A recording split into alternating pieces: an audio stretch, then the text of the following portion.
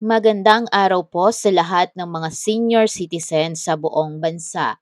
May isang paalala mula sa Commission on Election at Senior Citizen Party List na kung saan kailangan itong malaman ng lahat ng mga senior citizen.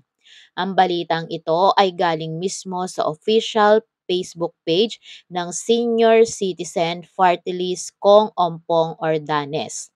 Ayon dito, nais naming ipaalam sa inyo ang mahalagang balita hinggil sa pagrehistro para sa 2025 national at local election. Nagsimula po noong ika-12 ng Pebrero 2024 ang pagpaparehistro at ito po ay matatapos sa ika-30 ng Setyembre ngayong taong 2024. Maaari na kayong magparehistro Lunes hanggang Sabado sa oras po na alas 8 ng umaga hanggang alas 5 po ng hapon.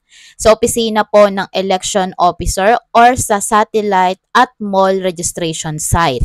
At huwag po din natin kakalimutan dalhin ang inyong mga valid government-issued ID para po sa pagkakilanlan. Para po sa application form, maaari po kayong kumuha ng libreng application form sa opisina ng election officer or i-download ito mula sa www.comelec.gov.ph.